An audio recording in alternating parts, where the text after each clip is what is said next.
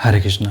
एक और कमेंट आपको यहाँ पर मोटिवेट करने के लिए, और ये कमेंट आपको बहुत मोटिवेट करेगा। पिगमेंटेशन के साथ साथ में आप देखिए कि लोग किस किस तरह के ट्रीटमेंट लेते हैं और किस किस तरीके से वो सही होते हैं। सुनिए आइए।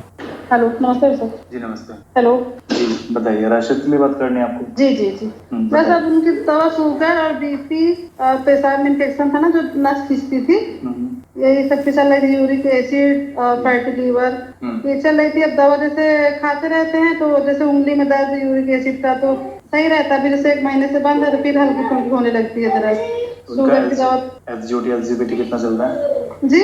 उनका जो लीवर की जांच कराई थी आपने? लीवर की क्या? अभी तो नहीं कराई थी। अभी जब आपको पूरा उनका पैकेज नहीं आता जो करवाए थे वही करवाए थे, अभी तक तो नहीं करवाए, भेजे थे आपके पास। शुगर की दवा तो बहुत बड़ी हुई थी, शुगर 350, उसकी दोनों टाइम लेते हैं दवा। बीपी तो आपकी दवा आप 2 साल से इनकी दवा चल रही है। बीपी पहले सही था डॉक्टर साहब, अब इनकी बीपी 160 कभी कभी चली जाती है। शुगर बढ़ी हुई है ना, इससे हो रहा है ऐसा। जी जी। तो फिर इनको कभी कभी लेना अब खा रहे हैं अंग्रेजी दवा, नहीं तो दवा तो बंद हो गई थी। और पाइल्स जो है, पाइल्स तो आराम है डॉक्टर साहब। कभी एक बार जब से आपकी दवा खाने लगे, एक बार बताए हैं, उसके बाद फिर आप दवा ऐड कर दिए थे तो अभी तो उसको तो बहुत आराम है। और उनके पैर में गिल्ठी जैसे हो गए डॉक्टर साहब, पंजे के पास ऊपर बड़ी रहती है। जब उसको जूता पहनते हैं ना तो जैसे दब जाती है, फिर जैसे चप्पल पहनने लगते हैं तो फिर दिखने लगती है। 2-3 महीने से है वो गिल्ठी पैर में। अच्छा, पाइल्स है, शुगर है, ब्लड प्रेशर है।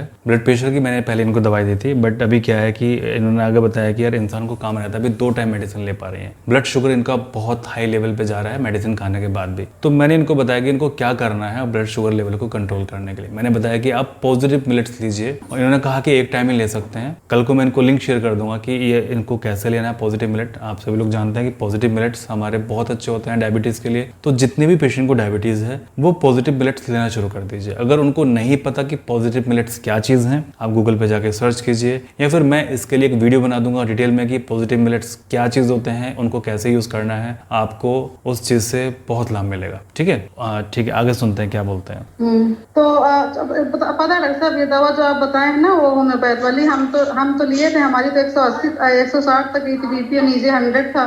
और लेकिन ये क्या है ना, इनका काम रहता है, ये पूरी तरह से दवा 4 टाइम ले नहीं पा रहे। टोनिक कार्ड जो है, आपकी भी दवा सुबह ही शाम ले पाते हैं, क्योंकि बाहर इनको दौड़ना रहता है, दवा साथ साथ ले जा नहीं पाते। मतलब एक जगह का काम नहीं रहता इनका। तो आपकी भी दवा जब से आप दे रहे हैं तो 2 ही टाइम ले पा रहे हैं, और जो टोनिक कार्ड भी सुबह ही शाम ले पा रहे हैं बराबर, उसको भी 4 टाइम नहीं ले पा रहे हैं।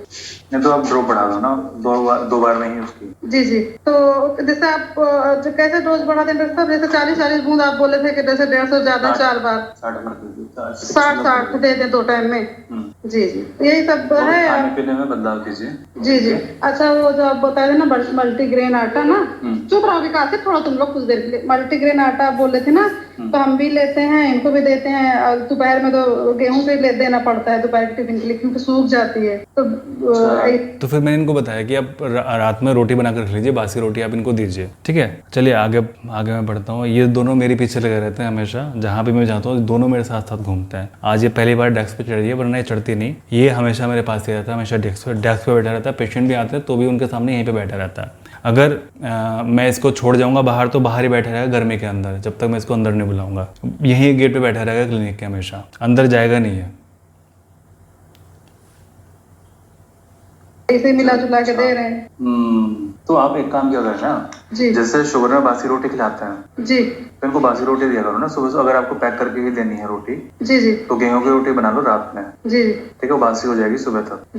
जी जी। तो फिर इनको वो रोटी ये जो महिला बात कर रही हैं, इनको पिगमेंटेशन की प्रॉब्लम है। इनके हस्बैंड को बीपी, पाइल्स, शुगर की प्रॉब्लम है। इनको मतलब बीपी इनका ठीक हो गया था, यूरिक एसिड इनका कंट्रोल हो गया था, बट अभी इनका बढ़ रहा है क्योंकि इनका भागदौड़ बहुत ज़्यादा हो रही है। 2 मेडिसिन 2 टाइम ले पा रहे हैं। शुगर आपको पता है कि एक निश्चित इसमें दिनचर्या चाहिए होती है, इसमें इसको हम तभी रिवर्स कर सकते हैं सही खाने के साथ में। जब तक आपका खाना सही नहीं होगा आप इसको रिवर्स नहीं कर सकते। आगे इनके बच्चों का ट्रीटमेंट चल रहा है। इनके बच्चों को जो प्रॉब्लम थी वो नासूर था, आगे सुन लेते हैं। तो बताया था ना आपको, पेशाब में इन्फेक्शन की वजह से इनको दाहिनी साइड से पूरी नस खींचती थी, कंधे में करेंगे।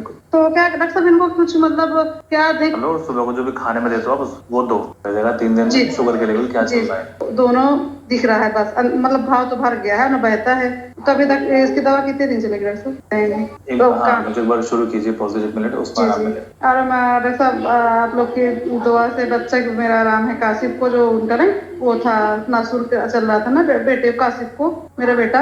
हाँ हाँ हाँ तो अभी इसको देखें चेक किए हैं तो जैसे चेचक का दाग नहीं बचता चेहरे पे कभी कभी गड्ढा हो जाता है ना उस तरह से दोनों दिख रहा है बस मतलब भाव तो भर गया है ना बहता है। तो अभी तक इसकी दवा कितने दिन चलेगी डॉक्टर साहब?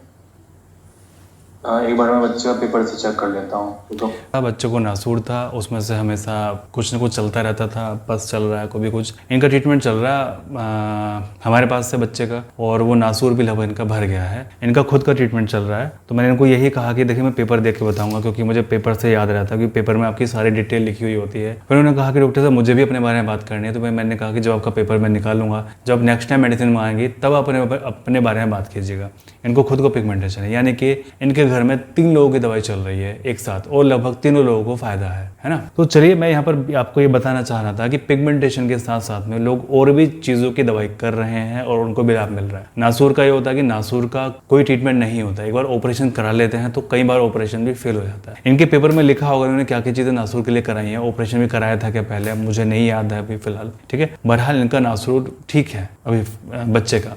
ओके चलिए मैं प्रार्थना करता हूँ आप सभी लोग स्वस्थ रहें, आपका परिवार हमेशा स्वस्थ रहे, परमात्मा सभी का भला करे।